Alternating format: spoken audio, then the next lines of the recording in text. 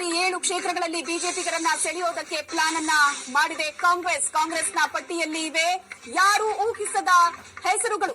ಕೆಆರ್ಪುರಂನಲ್ಲಿ ಬಿಜೆಪಿಯ ನಂದೀಶ್ ರೆಡ್ಡಿಗೆ ಕಾಂಗ್ರೆಸ್ ಗಾಳವನ್ನ ಹಾಕಿದೆ.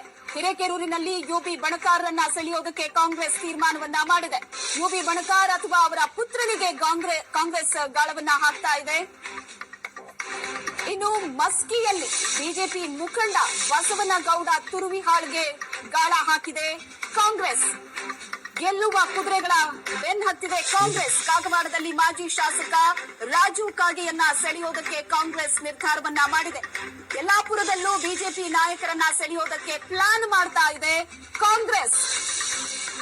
ಗೆಲುವಿನ ನಗೆ ಬೀರೋದಕ್ಕೆ ಕಾಂಗ್ರೆಸ್ ಮಾಡ್ತಾ ಇರುವಂತಹ ಪ್ಲಾನ್ ಇದು. ಪ್ರಮೋದ್ ಹೆಗಡೆ ವಾಪಸ್ ಕರೆತರೋದಕ್ಕೆ ಕೈಪಡೆ ತೀರ್ಮಾನವನ್ನ ಮಾಡಿದೆ. ಎಂಟಿಬಿ ನಾಗರಾಜ್ಗೆ ಸೋಲುಣಿಸೋದಕ್ಕೆ ಪಣ ತೊಟ್ಟಿದ್ದಾರೆ ಡಿಕೆಶಿ. ಶರತ್ ಬಚ್ಚೇಗೌಡರನ್ನ ಕಾಂಗ್ರೆಸ್ಗೆ ಕರೆತರೋದಕ್ಕೆ ಡಿಕೆಶಿ ಯತ್ನವನ್ನ ನಡೆಸಿದ್ದಾರೆ. ಕಾಂಗ್ರೆಸ್ ಮಾಡ್ತಾ ಇರುವಂತಹ ಪ್ಲಾನ್ ಇದು. ಉಪಚುನಾವಣೆಯಲ್ಲಿ ಗೆದ್ದು ಬೀಗೋದಕ್ಕೆ ಶತಾಯ ಗತಾಯ ಗೆಲ್ಲಲೇಬೇಕು ಅಂತ ಪಣ ತೊಟ್ಟಿರೋ ಕಾಂಗ್ರೆಸ್ ಈ ರೀತಿಯಾದಂತಹ ರಣತಂತ್ರವನ್ನ ಹೆಣಿತಾ ಇದೆ. ಈ ಕುರಿತಂತೆ ಹೆಚ್ಚಿನ ಡೀಟೇಲ್ಸ್ ಅನ್ನ ಕೊಡ್ತಾರೆ ನಮ್ಮ ಪ್ರತಿನಿಧಿ ಗಿರೀಶ್. ನ್ಯೂಸ್ ಡೆಸ್ಕ್ ಇಂದ ನೇರ ಸಂಪರ್ಕದಲ್ಲಿದ್ದಾರೆ. ಗಿರೀಶ್, ಸರ್ಕಾರವನ್ನ ಬೀಳಿಸೋದಕ್ಕೆ ಕಾರಣವಾದಂತಹ ಅನರ್ಹ ಶಾಸಕರಿಗೆ ಸರಿಯಾದ ಪಾಠವನ್ನ ಕಲಿಸೋದಕ್ಕೆ ಜೊತೆಗೆ ಈ ಚುನಾವಣೆಯಲ್ಲಿ ಗೆಲುವಿನ ನಗೆ ಬೀರ್ಬೇಕಾದದ್ದು ಅದೊಂದು ರೀತಿ ಪ್ರತಿಷ್ಠೆಯ ಪ್ರಶ್ನೆಯೇ ಆಗಿದೆ ಕಾಂಗ್ರೆಸ್ಗೆ.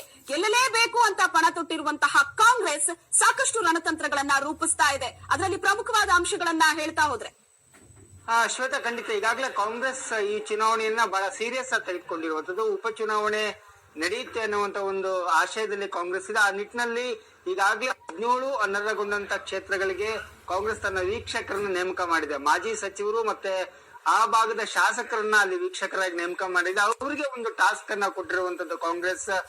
ಯಾರು ಗೆಲ್ಲುವ ಕುದುರೆಗಳಿದ್ದಾರೆ ಅಂತ ಅಭ್ಯರ್ಥಿಗಳನ್ನ ಹುಡುಕಿ ತಗೊಂಬನ್ನಿ ಅನ್ನುವಂಥದ್ದು. ಅವರು ಬಿಜೆಪಿಯವರಾಗಿದ್ರು ಕೂಡ ಪರವಾಗಿಲ್ಲ, ಅವರನ್ನ ಕಾಂಗ್ರೆಸ್ಗೆ ಕರೆತಂದು ಟಿಕೆಟ್ ಕೊಡೋಣ ಅನ್ನುವಂತ ಒಂದಿಷ್ಟು ಚರ್ಚೆಗಳು.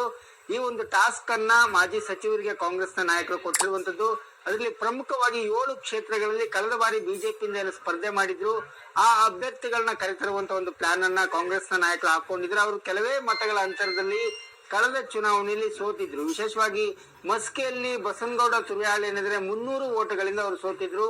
ಅವರು ಕಳೆದ ಬಾರಿ ಬಿಜೆಪಿಯಿಂದ ಸ್ಪರ್ಧೆ ಮಾಡಿದ್ರು. ಈಗ ಅವರನ್ನ ಕಾಂಗ್ರೆಸ್ ನಿಂದ ಕಣಕ್ಕಿಳಿಸುವಂತ ಒಂದು ಪ್ಲಾನ್ ಅನ್ನ